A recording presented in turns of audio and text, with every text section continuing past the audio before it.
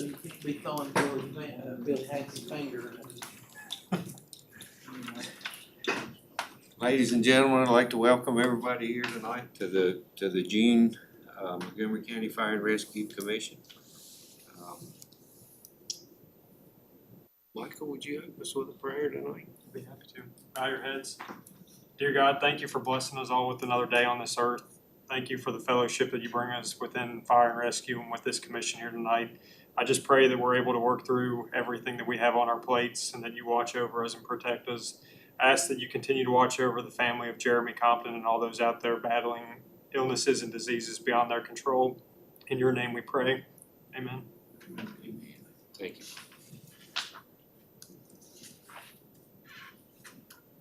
Public address session, I don't see anybody for that. The minutes were emailed to everyone today. The floor will entertain a motion for approval and read. So moved. Second. Any discussion? All in favor, signify by saying aye. Thank you, Bonnie. Administrative report, Supervisor Kitts is running late, so maybe we'll pencil him in somewhere down below. Mr. Lawrence. Thanks. I don't have anything specific, but I have one thing.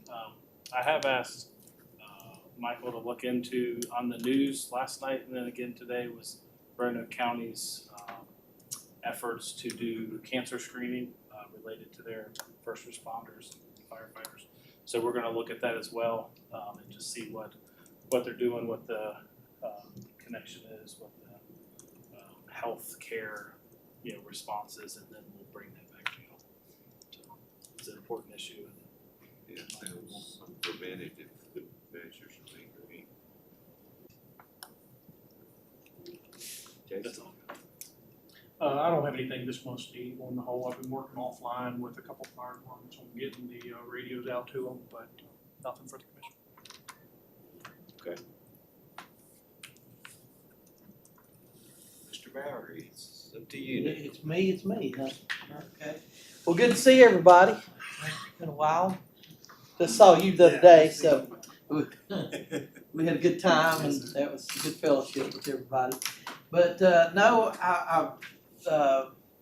there's everybody in the room that knows me knows how I live and breathe the fire service. And so anything I will say tonight is because I love you, not because I'm up here just fussing. But we do,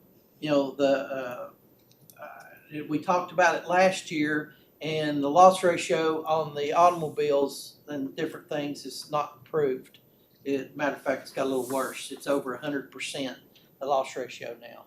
And so we're, been a long time relationship, and the underwriter and company there, we did a good renewal and everything. But we're asking your help. We need your help to do some things to kind of cut back on whatever the perimeter. I can send Michael, which he gets the loss runs and everything, and you can look at them and pin them down.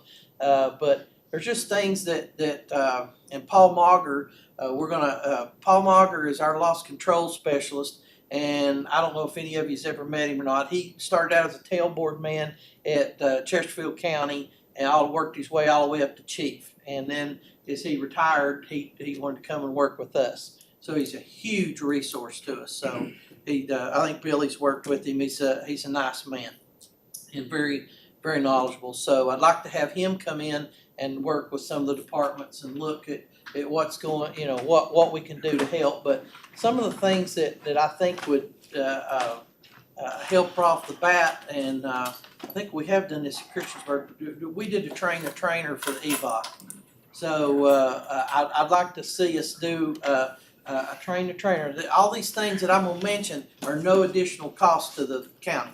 Okay, this is services that we provide and things that we can do to help you and want to do. But EVOC could be one thing that I mentioned to Michael earlier today that you should.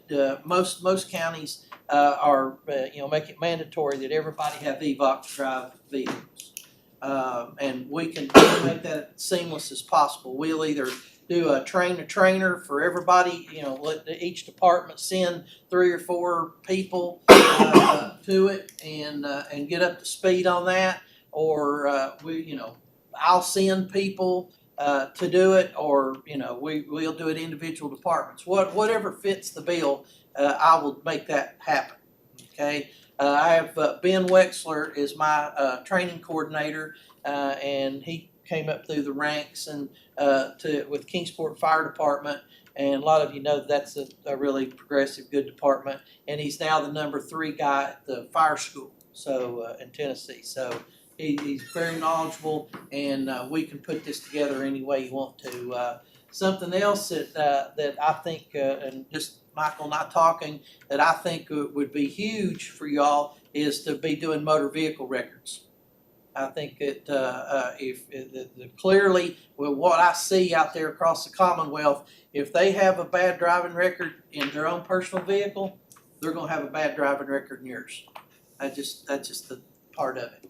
And but I had one recently, a chief that gave me a hard time over it for a long time, and finally the board of directors set their foot down, and I understand now why he didn't want us to do it, because he was the chief and been the chief for 20 years, and he never had a driver's license in his whole life. He never had a driver's license, and that probably would not play well at the courthouse, you think? So there's many other things. I won't bore you.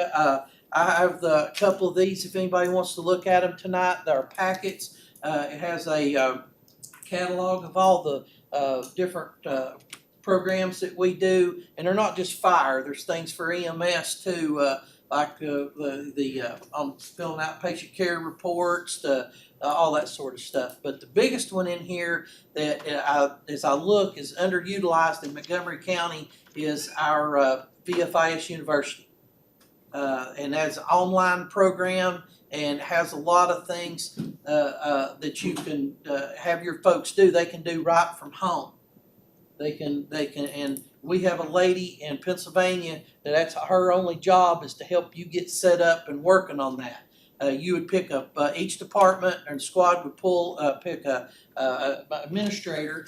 Doesn't have to be the chief, and then the passwords go out from there to everybody. And then everything filters back to that person. If anybody from your department gets on VFISU, then that person's going to know it. And their certificates and everything. There's just a huge amount of classes there, and the thing kind of precedes that I think would be huge for you. And Billy did this a year or 2 ago, and we have another version of it. He may want it again now. Is risk management for mid-level managers. What I see in the fire service today is a lot of our mid-level aged people have moved up to the key positions and everything, and the people that are backfilling them into the lieutenant and captain's positions, just because they were a great firefighter doesn't mean they're going to be a great manager. And so we need to help them. We need to train and give them opportunities. We can't just expect them to just know this stuff. So I think a good start. We have a 4-hour version of this risk management for mid-level managers. Roanoke County liked it so good that they made it mandatory for everybody to see it. The chief came, and it's really a good program.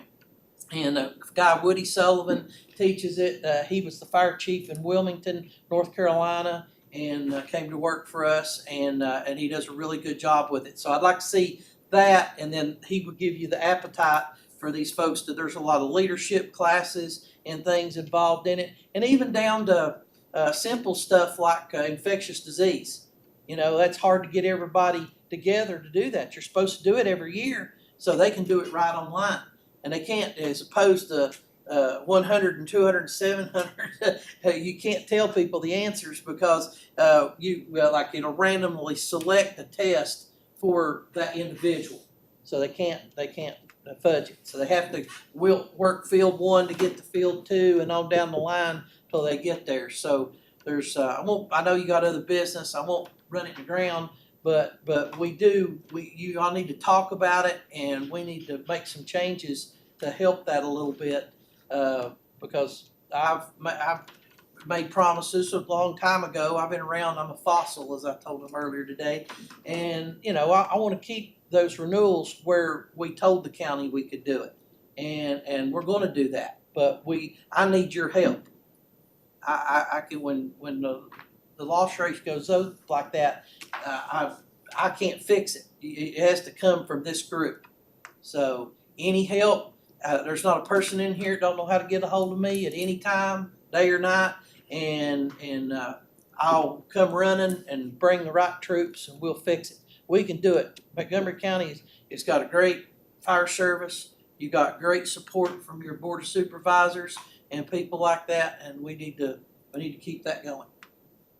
Do you want me to say anything about the recruiting and retention? I think that'd be great. Yeah, we're gonna Okay. talk about it later. Okay, So. well, run me off if I get too long-winded, because Billy, I can get long-winded, can't I, Billy? Sure you can. But I have a lot to say sometimes. But what we Before were you talking, switch topics, can I just interject Yes, one sir. item? yes, sir. You had mentioned driving records and to your point, there's a lot of things to help, reduce the damage and loss and all that, but just as a compliment, but we've started doing all the background checks for everybody's members. And I think it's worked well, it's been confidential, it has identified issues, and they've been dealt with, on an individual, personal basis, and I say resolved in the right way, so I think things like that are They're being huge. worked on, so. You really, to see what make Yeah. sure you're getting the right quality of people. We have so many people that are transit today coming into the communities that in my county, we had a guy that turned out that he had felony convictions in California for meth and everything, and he went to Georgia and changed his name before he came to down our way, and we caught up with that. So that is a huge tool. But thank you. Any other ways that I can help? We'll do those if you have a hard time getting the MVRs. I can do those. Michelle France in my office that you all work with, she does those in my office. Now it is a part of the Fair Credit Reporting Act from my standpoint. So I would send you a form. They only have to sign it one time. That you don't have to do it every year. And then I can't give you a copy of it, but I can tell you probably need to ask them to go to the DMV and bring you a copy. And that'll tell you what you need to know. But I can't just hand you one, but I can do those. I don't know if the sheriff will or who will do them for you or whatever, but if you run into a problem, I can make that happen. Okay. The recruiting and retention, all of us are facing it, and several years ago, I sat down with a friend of mine, Drew Deakins, and he's the chief at Sullivan West Volunteer Fire Department, and he's a marketing guy for a bunch of hospitals around the South.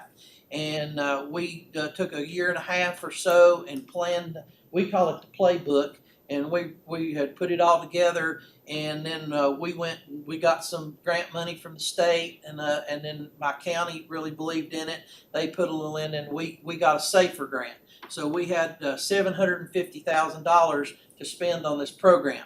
And what we did with that, the playbook is the first thing is we did a 30-second public service announcement. And the one I did is I can plug it into anywhere USA. Because the last about 8 seconds of it, you can do your own trailer and put, Montgomery County in there. So it would work here. And the boy that we used to be the spokesman is from Richmond. He played his whole career with the Tennessee Titans, and he's now the fire chief in something Mount, right before you get to Nashville. And we were vetting him a little bit, and Fisher told us the only problem that we want to make sure he wasn't a problem child. And he said, the only problem we had with him is he'd show up for practice and smell like a house fire. And he was a volunteer firefighter the whole time he played in the NFL. So great guy. And so we did that public service announcement, and that took a while. There's a lot of people out there to help you with that. Then we went to seeing what forms of media would really reach people, and we found out that newspaper and stuff like that was not necessarily our best medium for that. So we found out that billboards. So we made deals with billboard people to get, if we buy so many, they give us so much for free and everything for the 501c3 organization. And we did this as our Sullivan County, our whole county, it wasn't just one department. And so then we took the time to go to East Tennessee State University, which I think you've got a pretty good university right up the street here that you can draw from. And they are marketing people. We hired two as interns and paid them. And what they did was go out into the community to the businesses with posters and things like that, and worked with the schools and high schools and stuff. And we now teach EMT and firefighter 1 in high school. Okay, so we get a chance to look at these. What we found out too in our research, the younger you get these folks, the longer you have a chance of keeping them. And if you get them in their 20s, your chances of keeping them 5 years are not that great. But if you get them when they're 17, 18 years old, and the bug bites them like a lot of us in this room, where we all started, I call it our age group. Well, some of you are not that age, but I call some of us like Bill, we're the Johnny and Roy boys. Emergency 51. You know what I'm talking about. And so that's some of us are getting a little long on the tooth. But anyway, so we did that, and then we into our EMA office. We had a 323 fire number, and people could call into that. They would capture. And that was on our billboards and our posters and everything. And we could capture that person's name. And then they were to put it out to the department that person lived in, or squad, whichever, what they were interested in. So it worked very, very well and everything. And I copyrighted it myself, so I own it. It's not a VFIS program, so I can give it to anybody I want to. Okay, I did that on purpose. I didn't want it to be anything that anybody else could control or anybody could sell. I didn't want somebody to plagiarize it and then be out here selling it. It's for you guys. And so I'll be glad to help with that program any way I can. And I think you find it to be very successful for you. And we just, sometimes, as I say, the fire service, we don't ask. We gotta find the ways to reach those people. And if you get a group of kids that coming in or church group, that was a big group we went to, was church groups, forgot that. And once we got, good people want to be with good people. So once they got the feel of it, and some people fear it, they think, well, I can't do that. Well, there's 100 jobs in the fire department that needs to be done. Everybody doesn't have to put the SCBA on and go fight the fire. We need maintenance people, we need treasurers, we need all kinds of folks to do different things. And the young people have to understand that they got to earn their stripes. They may be washing a lot of trucks. I sure did when I came there. I was an expert fire truck washer. Got to clean a lot of hose, all that sort of stuff. So, but anyway, that's the Join Us program. And I guess the last thing I'll mention is I did get to go to a call today, and I was a little concerned over something. The people that were actually fighting the fire did not have their SCBAs on. They were standing in the middle of the fire and didn't have an SCBA on. And I just think that, with all the cancer stuff, the supervisor mentioned it a few minutes ago, all of us in here realize how many things could go wrong with that. And, they could have been fertilizer in there. There could have been a lot of other things. So I would hope that from a safety officer standpoint, if you're not utilizing that, please utilize the safety officer, because the safety officer has a lot of authority.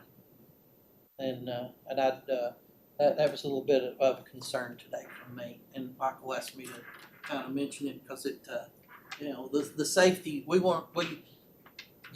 my office, the calls I get are always not the best ones. And I do love it, and it does bother me. And I didn't say that to be a tattletale. I said it to help. I want people to to be safe, go home to their families, and everything like that. And it's incumbent on all of us to teach them that. So I'll do whatever you ask me to do. There, is that not true, Michael? Billy, all you guys know me forever. You call me and ask me, and I'll get the job done to help you. So that. Anybody have any questions? I'd highly recommend the risk management class. If you guys haven't had Mark's people come in and do that 4-hour risk management class, we did it, I think maybe 2 years ago. It will open your eyes to a lot of things that could happen, that could financially destroy your department if it did. But it's a very worthwhile class. I've learned a tremendous lot of information about that class, just from the risk management point of view. And I can't remember, it was the sexual harassment part of that in that class too. Yeah, that's. I think it was. We take about 30 minutes and tell them Yeah. about claims and scare the britches off Claims everybody. will absolutely open your eyes about insurance claims and what happens. But if you could work that 4-hour class into your training schedule, I would highly recommend it. See, most of your members don't realize that a lot of these claims, they go on for 3, 4, 5 years. And they've never seen that side of it much. Could go up, I think could go up to 7 years, I think, in the state of Virginia. I Well, I believe. mean, I'm not talking about selling, I'm talking about Yep. just the Just litigation. the litigation and stuff. Going to court, Can go going on to forever. depositions. Bless their heart, I got a department that had been on a mutual aid call and was on the way back to the station, saw this, or didn't really, it was happening. The lady was coming through the median flipping, she was ejected and everything. They got out and rendered aid they could. She was a fatality, and the family was suing American Honda over something they said went wrong with the vehicle. And my guys, they were just 1 day of depositions with several. 1 day was 8 hours. Those guys had to take off work, had to be there and everything. And I was about to get in trouble with the judge because I just called enough. I said, enough is enough. You've asked these guys the same question 20 times, 20 different ways, and they're going to give you the same answer because that's what they know. They're not going to tell you anything different because they don't know. But those boys were scared to death. They were, they didn't know where this was headed and everything. So, we need to keep them away from that stuff too. But any other questions, I'll answer. Thank you. Thank you. I appreciate y'all more than you ever know. Lots of good information. Appreciate the caution as well. Appreciate you coming, showing up. I'm going to hang out if you don't care. Please do. I like to listen. Supervisor Kitts, we'll circle back to you. Sorry, guys. Yeah, 6:30 sucks, man. So, it's a joy of running your own business again. Had to go take a shower. Again, that was for y'all's benefit, not mine. All right, so haven't really talked a little bit last time. It's the first time. I like to listen. I like to watch people and pay attention and way everybody reacts and stuff. So I've had a chance to visit 2 departments. I've gone to Reiner Rescue, Reiner Fire to listen to what their concerns are. I'm coming to the county department. Not so much the towns. We already know what everything's going. I've talked with Michael, but I'm coming to the county, to the different departments. You just got to let me know when, but I'm at the point now where I'm going to come. So I need to sit down and talk with you guys. I need to listen to your concerns and what you're worried about. And kicking the can down the road doesn't work for me. Too much infantry in me. Sorry, guys. It's just I'm too headstrong right into it, so I'm coming. Michael's going to drive me down there because they don't want me running around by myself without adult supervision. But I'm coming, okay? It was eye-opening to listen to the concerns that Reiner Fire and Rescue had. They brought up some very good points, which I've already pushed forward, and Michael and me have sat and talked about at length about standardization, about training. And you will hear me say this again, it's training, it's training, it's training. Everybody on the same level, lockstep, paid, volunteer, it's one department as we go through. So there's no separation of, because the biggest complaints I heard was volunteers saying that the paid people were treating them less than. And that's not a dog gun hunt. So I want you to know that. I want you guys to be able to ask the questions to Michael and myself. I want you to be able to have your questions answered. And I want a lot of the concerns that you have laid to rest. Try to be as truthful and outgoing as I can, and to make sure that clarity is the most important thing we have from our standpoint going forward, because rumors kill everything. So get your questions ready. Ask the tough questions. You're not gonna hurt my feelings, guys. You can hurt his all day. You've got his number, call it, feel free. But I need to know. And if you don't tell me and your guys don't express their concerns, it's always like a dam breaking. One drop of water goes, one person answers, and then everybody will ask all these questions. You're not going to offend me. I'm getting into this. I want to make sure you guys know that you're taken care of and that you have an advocate, and that we recognize that the volunteers are the heart and souls of our community, and we're not trying to do anything else with that other than to help you and to augment the service, and that's it. So I got some great things going forward. Michael's written them down. We got a list going of things we want to try to adjust and make sure that you've got a say in it, but I'm coming. Okay? I'll say it one more time. I'm coming. Okay? But just know that I care, and that's why we're going down there. Wherever you are, during your normal meetings, we will be there. Sooner rather than later. I'd rather be asked than to just show up. Angie got on me about that, but I'm coming. So thank you for Reiner for opening my eyes on a few things and to get some concerns laid out there. And I appreciate y'all's input. It was extremely valuable, and it's going to be used going forward. So that's all. I don't think I have anything else. Yeah. I'm full of it anyway. So okay, guys. Just so you know. Thank you. Thank you. I'm coming. It's okay. Just saying it out there. Just, I'm not kicking this can down. I'm an infantryman. This is what you get, dude. I kick doors. This is where we go. So, thank you, gentlemen, and I appreciate your time the other day. I really do.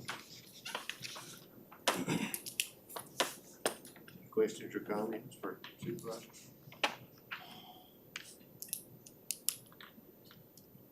All right, moving on to old business. Fire staffing. I've got a lot on the agenda tonight, but I wanted to start by giving you guys an update on the fire staffing down in Elliston. We met with Chief Ebel and his steering committee again this past Tuesday to talk about some more of the progress and some steps moving forward to make sure that when these new hires start, that everybody, again, is in coordination, collaboration, so that it works fairly seamlessly.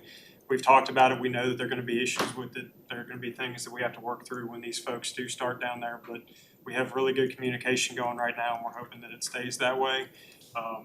We're hoping to hire the deputy chief of training next week. That's our goal right now. We started doing physical testing this past Tuesday. We were fortunate that everybody that came down passed, and we've got some more coming on Saturday. But as we go through the process, we're working to hire that training position first. That training position is then going to help us hire the fire captains and then on down the line. So the next several weeks are going to be full of testing, interviews, all those things.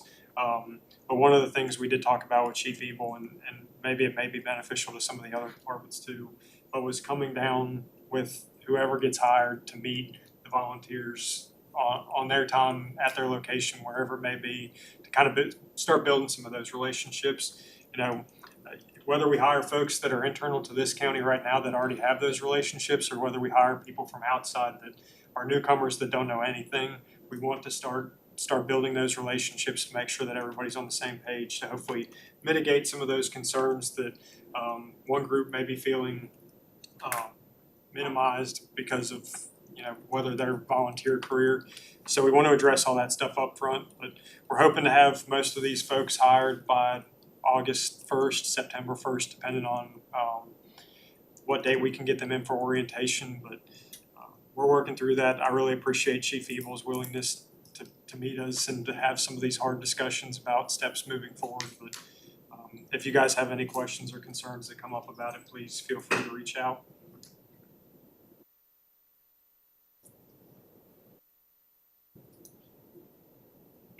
questions or comments from the group?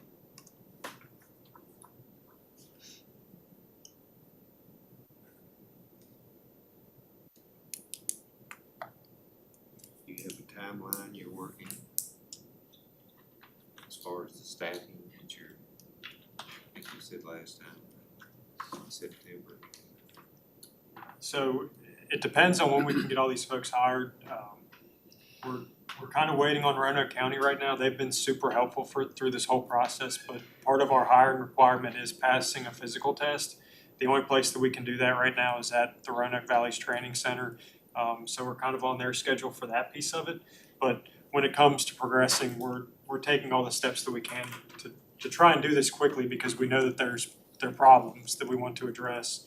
But we also want to do our due diligence, that we're not rushing too fast.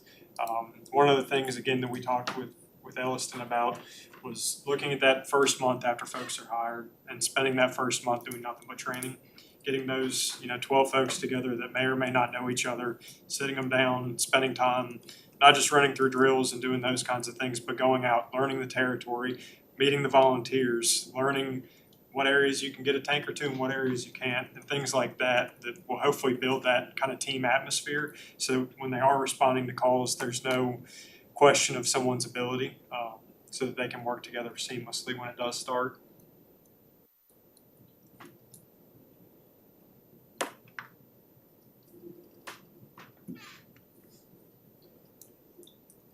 Hearing no further comments, the SCBA replacement. Be happy to. So we've talked about this the past few meetings. It's become a hot topic again as far as SCBA replacement goes. I saw an article earlier, and I actually sent it to Chris, but if you guys saw it, the Congress passed the AFG and SAFER grants for the president to sign. I don't think that there's going to be an issue signing those grants back, but the funding will be there, hopefully, so that by the time that we are eligible again to apply for an AFG grant, that we can hopefully get air packs again. But we've talked about numerous ways of doing it. At the end of the day, all we want to make sure is that we can replace them when it comes time to replace them, whether it's through a grant or through other means. And if you guys have suggestions on better ways to do that, we're definitely open to it. But we want and we need grant funding, because it's going to probably cost us upwards of $2 million to replace the air packs in the county. We'll be in contact with the fire chiefs, but you'll probably see us out here over the next several weeks trying to get a really good inventory of air packs. That way we know exactly how many we need to replace. So when we do apply for a grant or have to ask the board for funding, that we have a good idea of how much money we need. Can I bring up one question? So Michael and I were talking to, my understanding, based on all of our information, is when Neil got the last grant, they replaced 180 air packs, which means 180 out of about 200 need to get replaced because they expired, et cetera. And I don't know what the best strategy is to replace everything. And a lot of times when we look at vehicles and a lot of other capital things, you try to phase things with, maybe you have 100 replaced every 5 years rather than 200 every 10 years. Now I've also heard a little feedback that you got to keep track of all that, which frankly I think we can do. That's not a problem. We keep track of a whole lot of vehicles, but there's also what we came up was, well, that means one group has pack A, group 2 is going to have pack B, and they may be slightly different. And does that create any issues? Michael was explaining the newest packs have like a bypass connection, whereas the older packs don't, in case you run out of air inside of an event. So I think there's different strategies, but one of them is just trying to be, make sure we have the right equipment, and we absolutely will get it replaced. But also, how do we do it in the best financial way? Do you do a third at a time, a half at a time, or maybe you do the whole thing? And there's nothing wrong with doing the whole thing. It's just trying to understand the value of that. So if there is any thoughts or opinions, we're not at the point where we have to decide, but just do we ask for a grant for 180 or do we ask for 100? And then do another 40 or 50 or 80 at the next cycles. Just things we have to kind of think about. I think one thing it would help would be if you're ordering a new apparatus, would be to order the air packs on that apparatus. Of course, it's gonna crank the price of that apparatus up. But it's gonna, like you're saying, it's gonna get you in a different replacement cycle with those 5 pieces of SCBA or 6 pieces of SCBA to lighten that load up to where you're not buying 180 or 200 or whatever the case may be at one time. But we've always tried, in Christiansburg, we've always tried when we order a new truck, we order the breathing apparatus with it, and that's a huge expense now. You're looking at 15,000 plus per pack. We used to buy those things all day long for about $27.95, and now they're 15,000, and that's just the pack in one bottle. That don't include a spare bottle. But what we've always tried to do when we order apparatus, we try to order new packs on that apparatus to break out that cycle. Try to split that cycle up some, because when Neil did the grant, you know, when we got this grant initially, he and I discussed that several times and what it was gonna do down the road when it come time to replace these things. Well, you know, naturally, we gotta replace them all at the same time now. How do you work that mix in? So I think, you know, if you're looking at 5 packs, you know, per truck, that's going to increase the price of your truck a little bit, but it's also going to help you on the replacement cycle on your packs too. So that's another option we could look at with what we do. And I don't know if all the truck, but Michael had shared that similar, so I don't know if all the trucks have done that, but some have. Some have. And that's one of the questions I had was, do we have a good inventory? If we have $215,000 pieces of equipment, we should know where they all are. Right. And Right. have an inventory, so that's where he's gonna do. We have ESO software in Christiansburg, and we've got all of our packs numbered. They're all inventoried. We got a pretty solid count on everything we've got, you know, on our apparatus. So we can tell by our SCBA's which SCBA is gonna expire, which bottle's gonna expire, which bottle needs testing, and so forth. So that capability is there, and it's easily obtainable for everybody in this room to be able to do that. It's just loading the back end of it when you're putting it together. To be able to do that inventory is a little time constraint, but it's doable.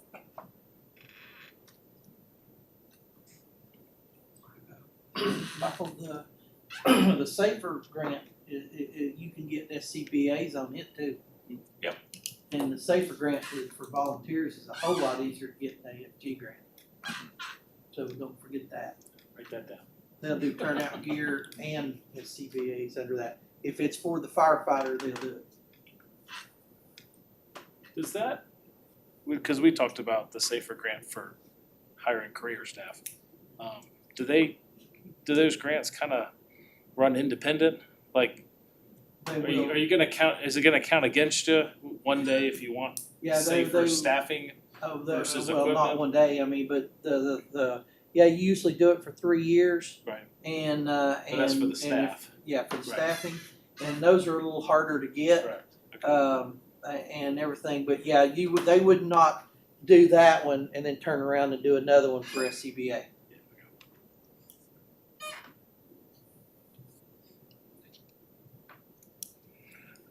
Any other comments on that? Any other old business? Moving on to new business. Capital replacement fiscal year 25. Chief Hanks. Me, you got the list? I've got it on my phone. Yeah.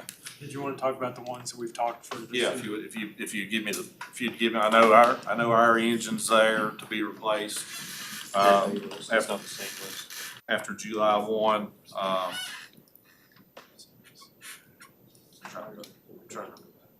yeah, there's another list, and I got it right here too, but the color coding's wrong, so it's gonna mess me up a little bit, but our engine, the CIP committee met back first of the year, and we decided what vehicles were gonna be replaced, and we come up with an order in which they need to be replaced in.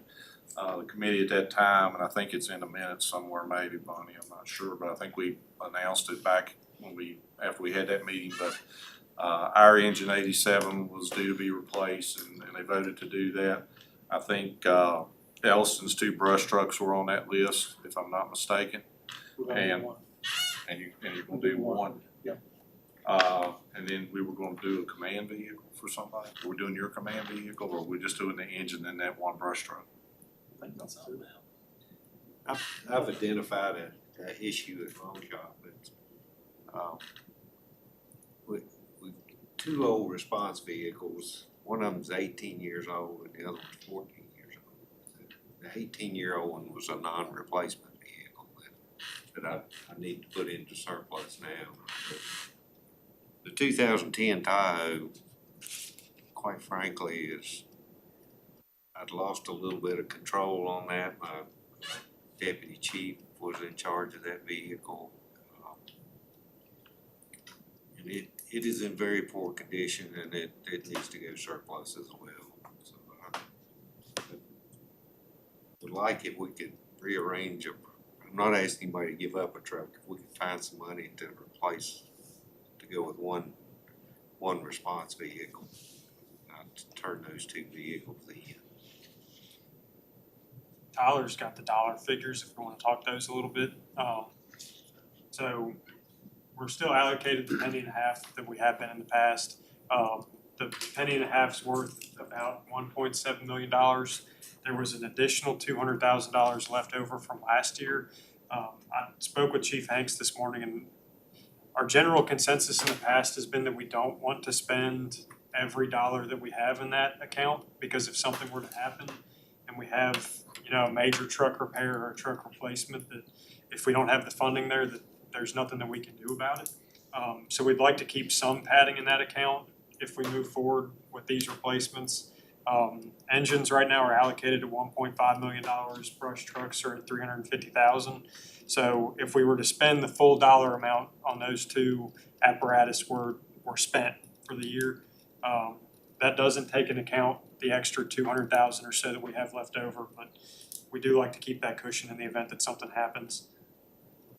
In case you had a major engine failure or something like that, and you had to put a motor in a truck or something, if one imploded on you. That practice has been in place ever since I've been the chief, that we've always tried to keep a cushion in the reserve fund. Christiansburg Rescue's got a 2000 model Excursion that we've been bumping back. That thing needs to be replaced. We've got a 2010 Suburban that I bumped back several times. It needs to be replaced also. But as far as this year, the committee met, we've already decided what we're gonna replace for the year. And if we had extra money after our engine was replaced and the brush truck was replaced, then I wouldn't have a problem going back and looking at it to see, if we could replace any of those vehicles. We've always done that in the past. Yeah, I've been That's up bumped to in the the committee. Tahoe as well, but it was in a lot worse shape. Yeah. It's got some. Just Okay. it's got some extensive body damage. Some other issues. Yeah, that would be a committee decision, that's not my decision, and, the money that we've got right now has already been allocated for what we're gonna buy this year, and if, I think we're looking at 1.4 million to replace that engine. We've got about 3 quotes right now from 3 different manufacturers that we've been talking to replace engine 7.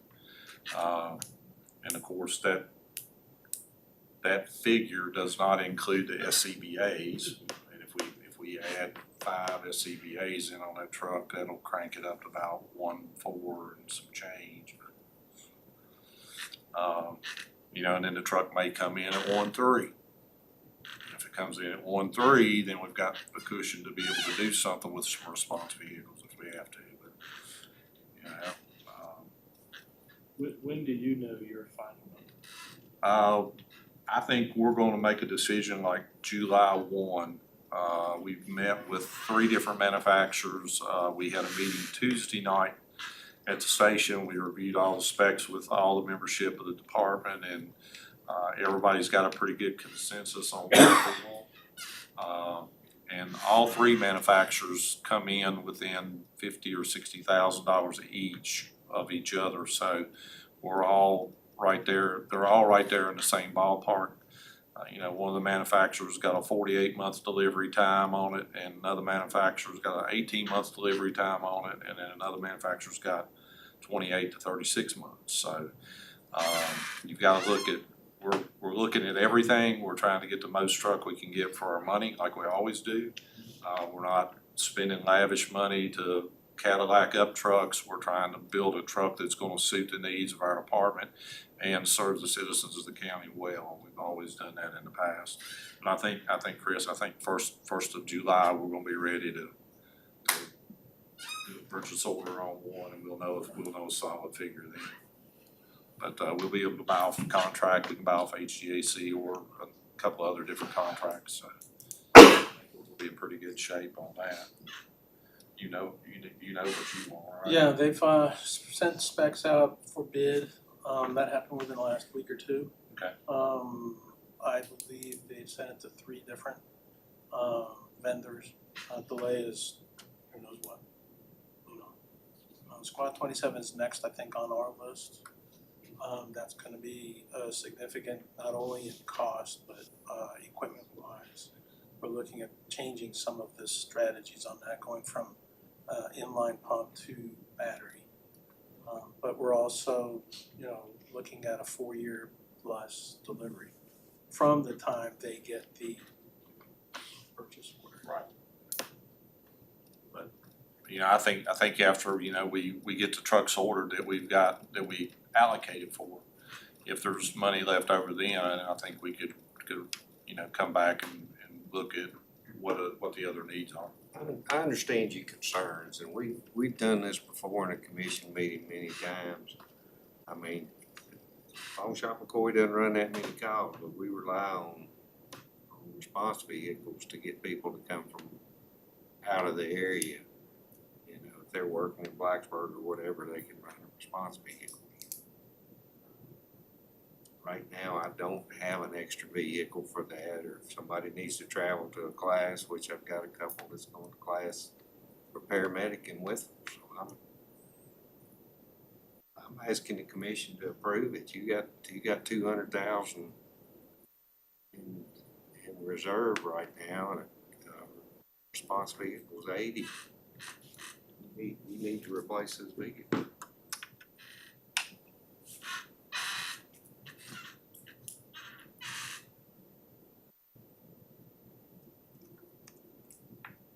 Anything left in our surplus that they can use? From the last purchase.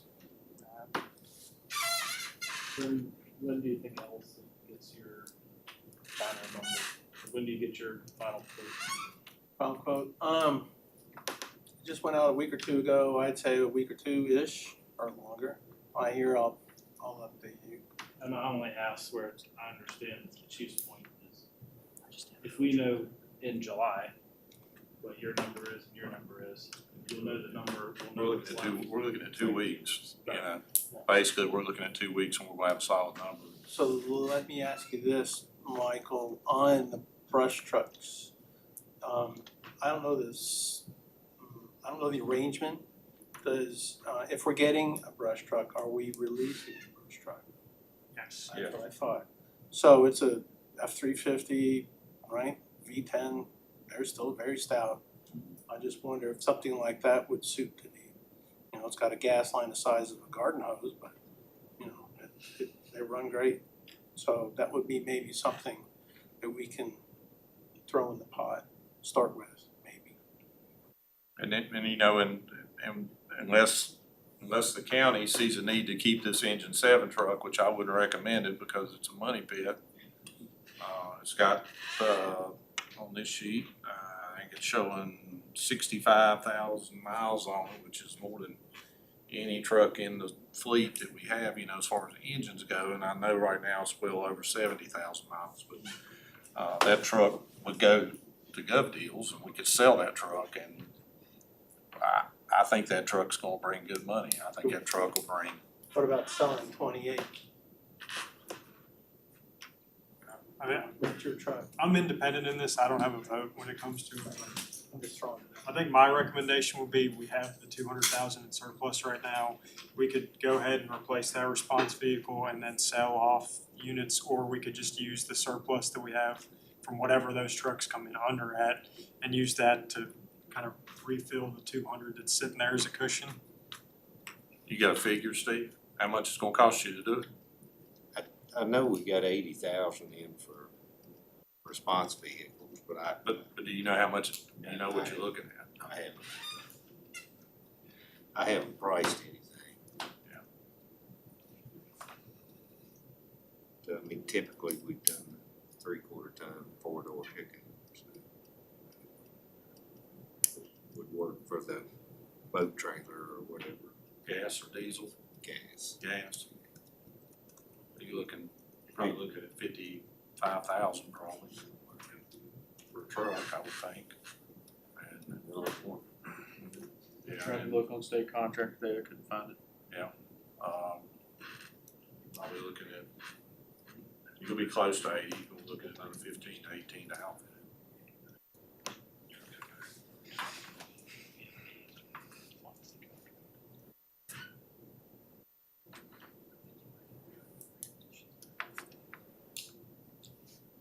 I need a motion for it. Floor will entertain a motion or we'll drop it.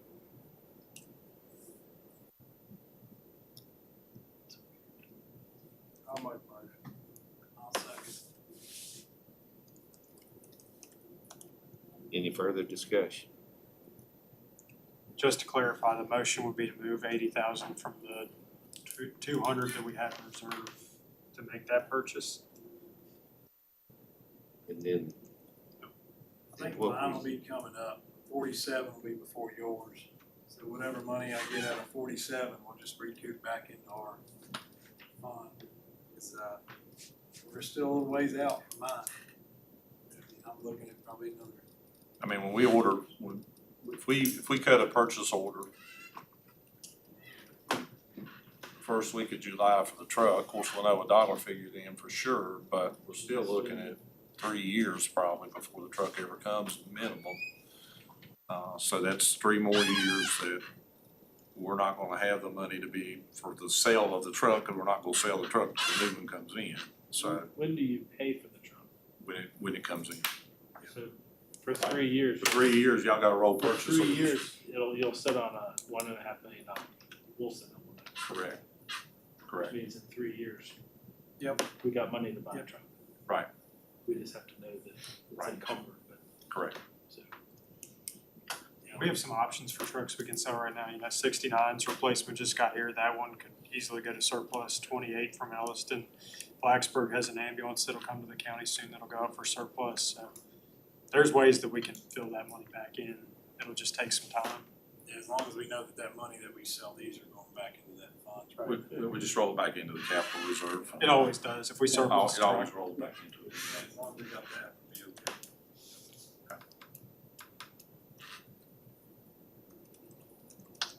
all in favor, signify by saying aye. Opposed?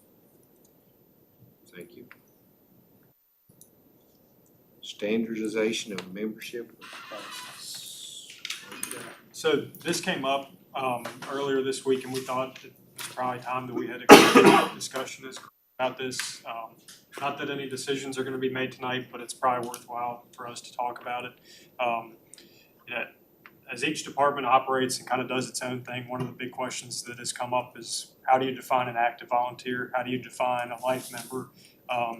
And the issues that we're running into with that is, one, from an insurance standpoint of, are we carrying everyone that's on a roster for the full insurance premium? Or are we gonna take them off at a certain time period because they're not running calls anymore? Are we gonna keep them on if they attain their life member status? Which I think the general consensus is we will. But I think it'd be worthwhile for us to try and come up with some classifications of membership that we can utilize across the board so that there aren't questions when it comes to membership status and who's eligible for what. we had a good conversation with Mark earlier about it. You know, one of the things that is hurting us right now is when we look at members who are over 70 years old, the premium that we're paying for their life insurance is probably gonna end up costing us more in the long run than the death benefit that family is gonna get if they pass away. So, you know, somebody that may be in their 80s, we've probably put $40,000 worth of insurance premiums into their policy when their family's only gonna recoup $25,000 if they pass away. So that's one of the things that we talked about. Again, we don't have to make any decisions tonight, but I think it's probably worth having that discussion because everybody does it different. We all know change is tough, but something we need to work through.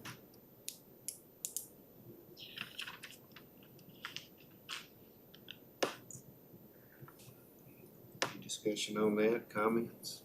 So in my particular case, which is somewhat unique to everybody else, I'm trying to determine who's active and who's not, and then nowhere in our bylaws is it defined.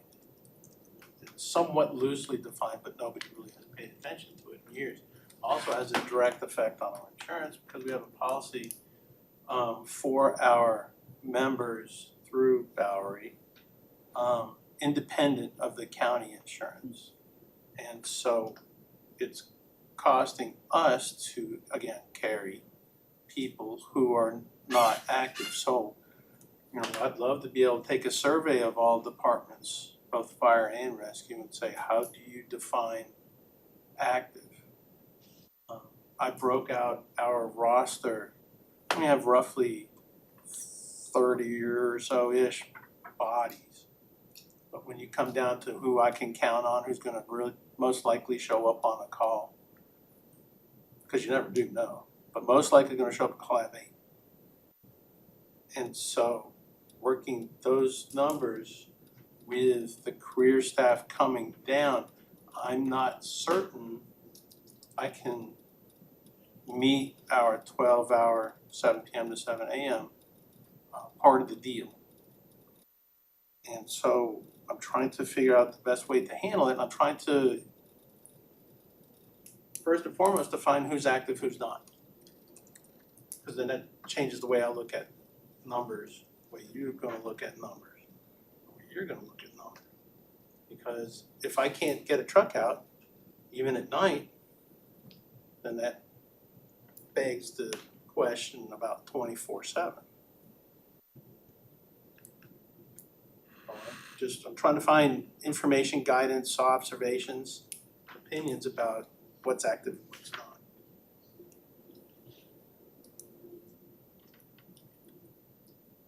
I think that's something we've all struggled with over the years, especially when it came time for the benefit package. Somebody that just shows up when there was $100 gas card given out versus somebody that's on every call. Yep. I really struggle with that. I'm a little hard-headed about that.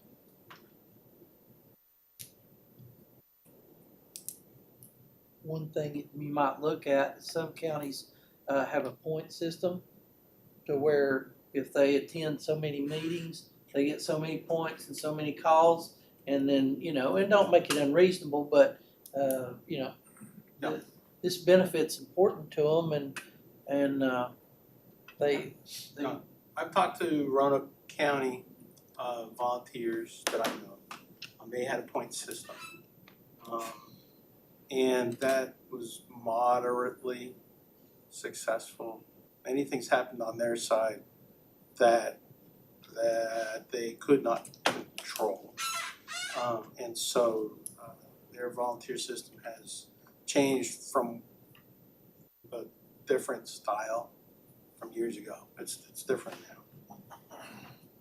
I'm just trying to work within what my crew is willing and able to do and what the county and the citizens are expecting. Citizens watch stuff on TV. You get 40 guys come off a truck 2 minutes after the toms go out. Well, you all know what reality is, especially with 92 square miles to cover.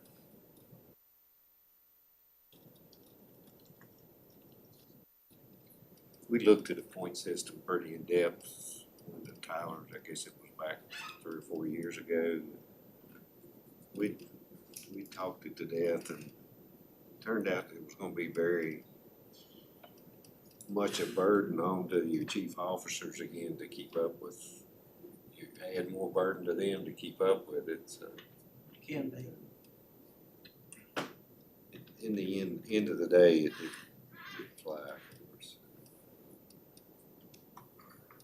So I'm understanding the active and inactive. I think the life is the one that kind of holds strong with me. You got guys that are life members that have held a particular position in that fire department for probably 25 years. I'm not for certain what everybody's life membership is. In our department, it was 25. So these guys or girls have been in there for 25 years and served their part, which they've probably gotten a little bit older in their age. I understand that we put money into that, but that is something that these guys have worked their lives away, leave their family.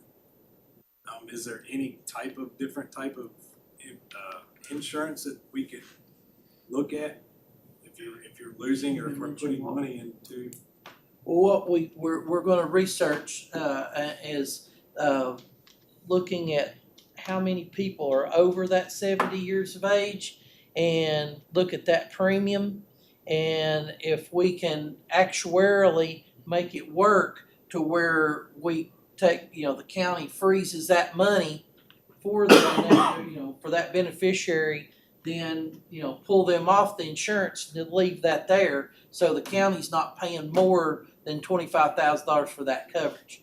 That age group is the one that's, and everything. So I'm gonna get back to them very quickly. Ginger in my office takes care of that and works with you guys on it, and she'll be able to crank that number out pretty quickly. So but I don't have a good feel. So if there's 15 of them, and then we can put enough money back to where we can fulfill our obligation, then just freeze that money and do away with that on the policy, and the county saves money. Suppose I have a life member who's 48 years old. Our number instead of 25 is 10. Well, we were just only talking about, they just asked me look at over 70. Yeah. So that wouldn't affect your 48-year-old. No, and and That's that's the insurance premium would still be low at 48. It has nothing to do with Yeah. all right. So It's not a life membership criteria, it's age. And we definitely, we don't wanna remove any benefits from somebody that's done their time and has attained the life membership. That's- It's more about, Because I know we all have guys that are, they've been in this Montgomery County Fire Department for years, and that's what it was called before. These guys have been Well, remember what we're talking about looking at. We're not going to take any coverage away And from. I understand, I just We're want just- some clarity on Yeah. how, I get the active and inactive, we can fix that as a whole, one way or another, but the life side is, ours is different than definitely Elliston's, but 25 years, I wanna make sure my guys have proper well, insurance. and that's what I think the big thing is we're trying to figure out. If your criteria is 25 and Elliston's is 10, that's not fair, because the 10 years are getting the same benefit that somebody that That's right. served 25 years is getting. that's right. And ours is 20. I think we've changed ours a little bit, it was more than that, so, again, that could be something we could do across the board, that's what you have to serve to get to this point. Now, so on your life members, are they going on calls and doing anything? Oh, yeah. Okay, so I have personally broken down life into two areas, active and inactive. And when they're inactive, I don't see them. I've got 6. Yeah, but them 20 years before, you did see them. I grant you that. Okay. But I've got premiums now. Yeah, I understand you got premiums, but them guys led the way before this was ever Okay. started. That's a fair point. All right.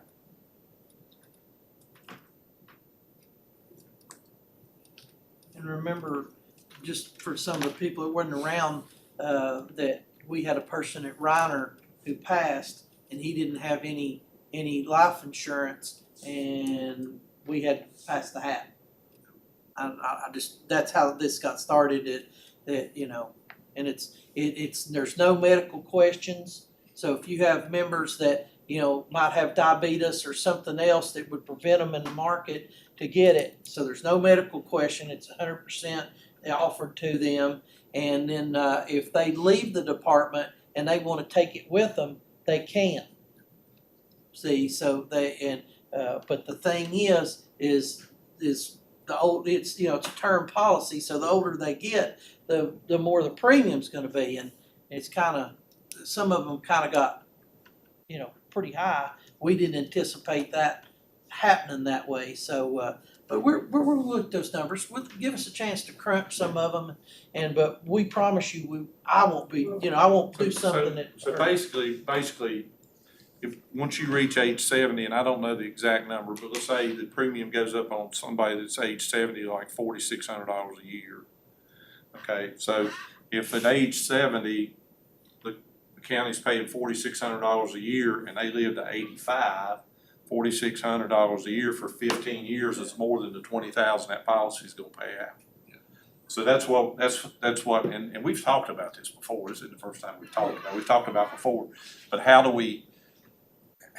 can we look at something else to still take care of the people that are over 70 without spending that kind of money, that where you're not paying out, you're paying into more than what you're receiving when that person passes away. Yeah, and that's Or something like that. And I think that's what we're shooting for here. We're trying to find a more economic way to be able to provide that benefit still to our life members without breaking the bank. Yeah, and I mean, that's understood. I Yeah. understand. I wanna make sure that if you can do the research on, if there's Yeah. a separate plan. that we The second part of her question is how many claims have we paid in, let's say, the last 5 years on the over 70 years old?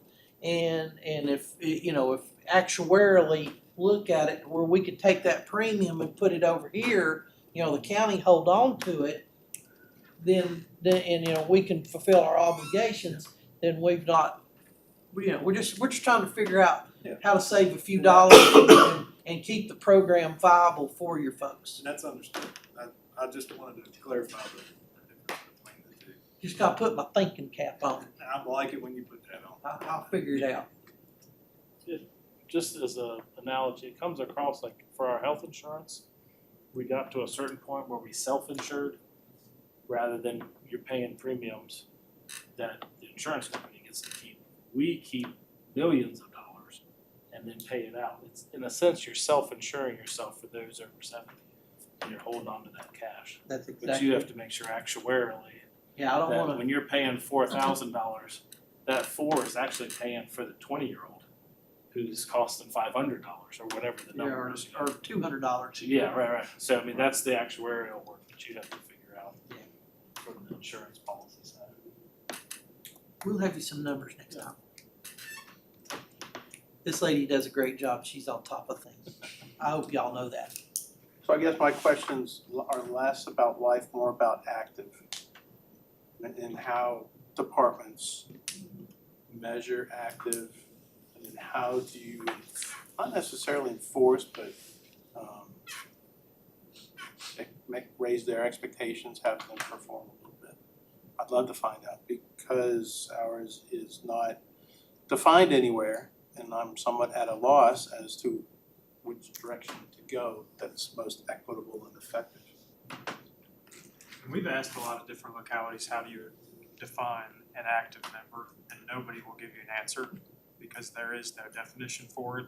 Each locality comes up with their own definition, and that's what they use to define to say who gets benefits and who doesn't. And who do you want I don't on? care about benefits, I want people on a truck. That's a decision or a policy that you're gonna have to develop in-house Yeah, for and your that's what I'm department, thinking as well. and it's a struggle, Yes. it's a hard struggle, and it's a hard mix to do that. Yes. But that's something that you've gotta get your people to buy in on as a group to be able to get those types of memberships set up. I mean, if you're gonna have active members and you want them to run 15% of the calls to be active, or if you wanna run 25% of the calls to be active, or do you want them to run 50% of the calls to be Right. active? That's something that I think the membership department has to sit down and decide. We did, and we had a a big presentation to our members from the membership department outlining specifics with regard to active, inactive performance and all that. And it was roundly tabled. I want to talk about it. I want to hear it. I bet. I find that aggravating because now I'm obligated, the department is obligated to find 12 hours of coverage starting soon, right? Of people who are not interested in running. I've been told point blank, I'm just not gonna do it. But I have no recourse to send them down the road.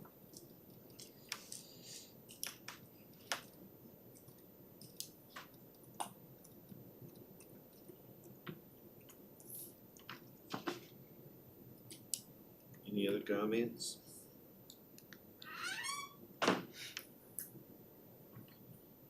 Recruitment and retention. Add on to that one. I'm sure you guys all had time to read the 15 articles that I sent you the other day. They're full of all sorts of stuff. Really, tonight I just wanted to try and find a time that we could all meet to discuss some of that stuff. Zach and I have had a lot of conversations about recruitment and retention. Obviously, we all have in this room, but Zach has had a lot of good ideas that I think it would be beneficial for everybody to hear them. Kind of like, Mark was talking about earlier, he has ways within his realm that can benefit us. But trying to find something that works for us, of those articles, there were 15 different ways to do it, and it was different in each place. And we need to find a way that works for us, because it's not gonna be something that we just find in an article online. It's gonna be something that we have to come up with internally and see whether it works. And then if it does work, then we have to seek whatever funding there may be to make it work. But I think it's something that everybody has to buy into. It can't just be one or two chiefs that agree with it and everybody else sits around and doesn't act and go out and make that push to find more members or to keep the ones that we have. So if there's a time that works well for you guys, we'd love to sit down and do it, have a group discussion. Are there any days or times that don't work well for everyone?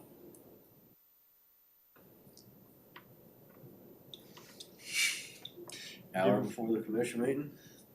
We can do that. Sounds familiar. Just so you know, Reiner came in and said, hey, if you want to do this, maybe you could use the county platform, because we just redid the website, so we could use the county platform. And I was like, hey, that's a hell of an idea. Let's, but kind of put the brakes on it because they want to make sure every chief buys in. Every chief has input, so if we do a county-wide thing, like the billboards, love the idea. County does that, but it can't be onesie twosie. Now, the problem with that is, and it's been a problem in the past, a couple departments will say yeah, a couple departments say no, nothing goes anywhere. That dog don't hunt, guys. It's got that. You can't silo yourself in on this one because everybody's having the same problems of getting people in. You can't just sit here and cut everything off because, well, my group doesn't want to do this. Well, it's y'all respond to calls all over the place, so it's not a one area. It's all of us. So for everybody to buy in may take some sacrifices, and you may have to agree to some things that you don't like, but you may like it and you may not. But we've got to find that middle ground because we cannot stay where we're at because we're stuck. We're stuck. And you've got to be able to move forward. Y'all need more people. There's people out there that'll do it. They just don't know. We got to let them know. And the county has the platform to be able to do that to help all the departments. That's all we want to do. But you guys got to get together and decide, and again, a couple people are probably going to get their feelings hurt. A couple people are going to get upset. A couple people are going to go, this is awesome. If everybody's unhappy, I think we found a consensus. So if everybody just jumps into it. But until that happens, and some hard decisions and choices and words have been made, the county can't put the full might of the operation in front of us. We can't carry it unless we get that. So we know that this has come up. Know it's something we've talked about. Know it's something that we want to push to help you guys be more successful. You just got to be able to take that hard choice. and lay out some things so Michael can run with it. We did this exact same thing about 2 years ago, that we had a recruitment and retention committee. And what snagged us up, and we got to the point that we came up with a policy with some items that we were gonna, especially on the retention side, but what snagged us up was, and you guys can help me on this, it was town policies versus county policies, that the towns couldn't go along with the same things that we agreed upon. It was a payment plan, it was a fee, I can't remember the numbers right off, but Up to $600. $600, you couldn't do an incentive over $600 because they have to be taxed. And they on contract. Well, let's separate this. Let's separate. You've got recruiting, you've got retention. Right. Let's talk about recruiting. Let's get the recruiting, because you're right. Right. Blacksburg or Christiansburg have their own thing, but recruiting, I don't think there's gonna be any town policies that are gonna interfere with the county and the chiefs all getting in. So let's separate the two things. Bad as I hate to do this, the Army does it as two separate things within recruiting command. You've got internal recruiting, which is retention, and you've got external, which has two separate budgets, two separate everything. If my wife is seeing this, she's gonna get on me about my level of institutionalism. But let's separate it. Let's just talk recruiting, because I think we can all get on the same sheet of music for recruiting. Retention is a whole other ballgame. There's a lot of internal battles for that, but let's just talk recruiting and separate the two. So that way, it would behoove everybody to be on the same sheet for recruiting. Then you can worry about retention if you can get them in the door. So let's see if we can break those two and not use them as a synonymous thing. Let's split it off. That way, we don't have to worry about different policies for that. Yeah, I mean, Mark may be able to help us with that side of it too. With the videos he has, he may be able to put it on our platforms on top of the county side and then our Facebook pages. We can do it that way. I'll email you that, what we call the playbook, and you can print it out for me. That'd be great. Can you send him the school or the school district you referred to? Because we've talked to Montgomery County Schools and they already do EMT stuff. But we've talked to them about firefighter one and they're interested. They have to figure out how to do it, but if they had a good model to look at. Well, I they have some think, examples. couldn't Michael Paris help with that? It's easier? He can help with it, he can help with the curriculum. The problem we had before with trying to do firefighter one in schools was getting the schools to buy into it and give us the educational time, the work time in the school day to be able to teach it, and we had to come up with the instructors to be able to teach it. Like, you're not gonna find a teacher in the school, a PE teacher can't teach firefighter one. Right. So we're gonna have to come up with staff, and that's Yeah, part that was of part of it. our training guy Yep. that we're gonna hire here for the county. That could be that person's, And some of that person's responsibility, I would think. and give them the curriculum, if they will buy into the curriculum and you establish the interchange of the testing and all that to suit them, then your training guy, that would be a This awesome, training position that the county's getting ready to hire for that, that would be awesome. maybe part of that, maybe. I'm gonna steal that. That's something we back talked soon. about, because, and we also talked about, listening to their idea was, along with that, and this is a future thing, not now, Right. but for rescue and EMS. So they can have an assistant for that, so you have the ability to have the trainers on staff. I mean, eventually, Lord willing and the creek don't rise, it would look really nice to be able to bring other departments here, because that'll offset your cost as we got the trainers, we got the people here. And that was the big picture of the Yep. training ground, when we built the training ground initially, was to build a training facility where someday, if we built it right and we built it big enough, that we could host our own academies and host our own training sessions in that training facility. Which is why we went to Roanoke right now. I mean, at some point, we'll be able to do it here. We'll be able to do it. But some of the school stuff was, the schools have Department of Education, they have different connections to, firefighter one, we could get them through and get them out the door. For the school to do it, they have to be certified, they have other Department of Education things. So it's just if there's a case study somewhere else, it helps them connect the dots then. I'll get that. I think you do it like ROTC. ROTC is certified. Right. They're certified, but they're not teachers. Jesus, my wife's gonna get on me so bad. Try so hard to separate it, it just doesn't happen. They may not have a teacher's license in Virginia. Yeah, they don't. They can. ROTC is contracted. Right. So. Which is what they do at the community college. There you go. I mean, we're starting at the bottom steps. I mean, this is where it's gonna grow. Yeah. I mean, you gotta start somewhere. Go back to recruitment, buy-in, let's go, let's push this down the road, get it rolling, and then y'all can handle retention, 'cause it's gotta be done internally for policy. I agree with him that our biggest thing, we don't ask for their help. We gotta identify how and ask for the people's help, and I agree with the supervisor that they'll help you. There's a lot of things that we do old school fire. I mean, it's just still how it works. I mean, but again, I think we're into a new ballgame now.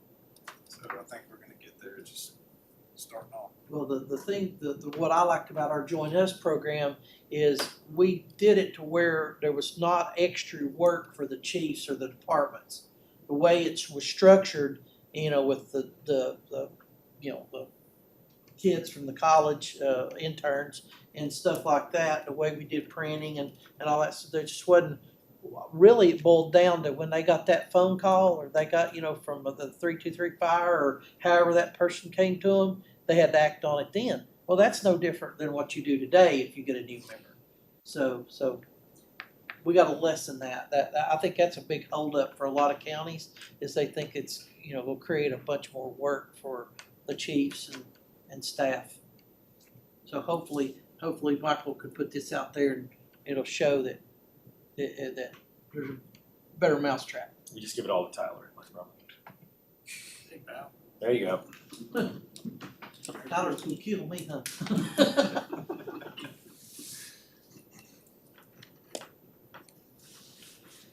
So the meeting time will start an hour before anybody out of this group that can. I'm not gonna, I just don't want chances. Commission meeting ready at 5:30. Recruitment committee, not retention. That would be the 18th, right? July the 18th at 5:30.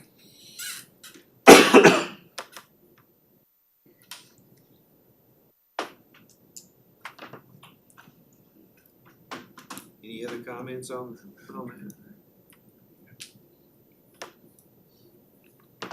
Any other new business?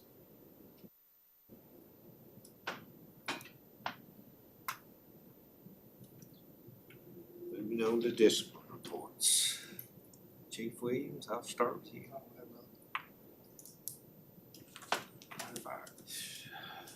It's been crazy busy with the Southwest. Everything went pretty good, I think, there. But besides that, that's all we got. Thank you. Chief. No report? Take rescue. All Jake gave me is that we're hosting a class 2 EBOT class in September. If you guys know anyone who needs a certification, send him an email. Thank you. Christiansburg Rescue. Nothing for me. Chief.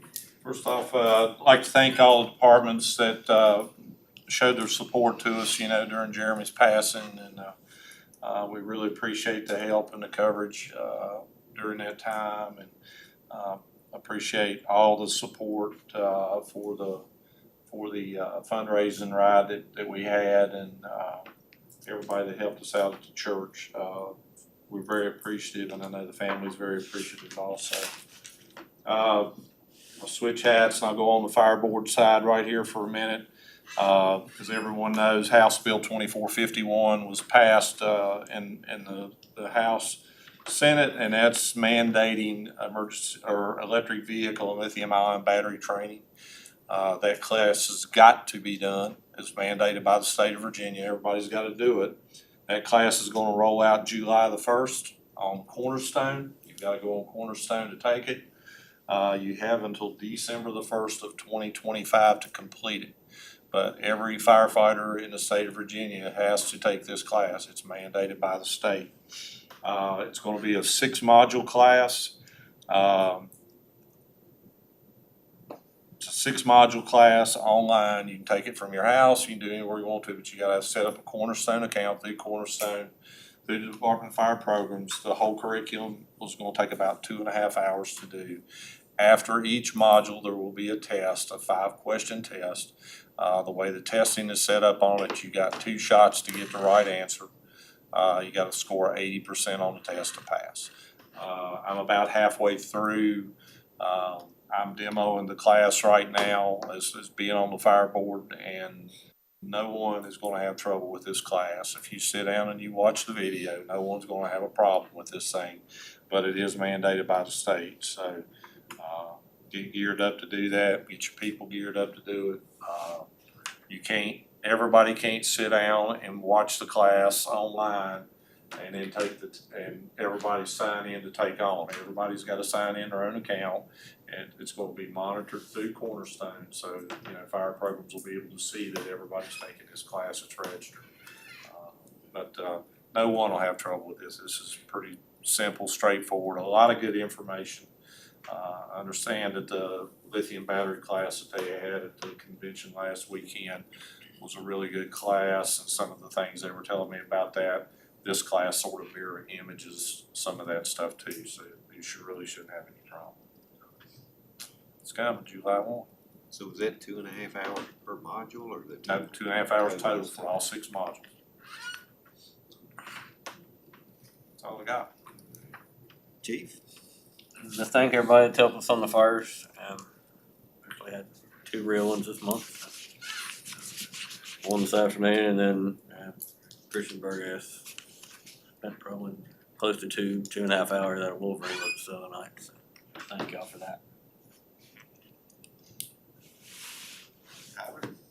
I've got nothing unless Michael has anything. I'll get to him in a minute. Nothing from Oil Shop Rescue this week. Sure.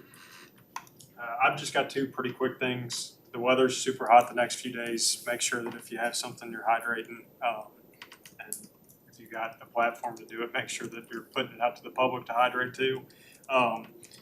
Shameless plug, if you read some of those articles, you'll notice that recruiting and retaining folks on the career side is just as difficult as the volunteer side right now. If you know anybody that's interested in the job, we still have some jobs posted. And we'd love some more quality applicants, so. Thank you, sir. Anything else needs to come before the commission tonight?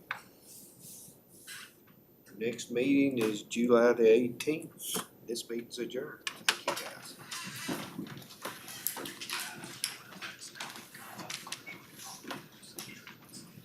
you, guys.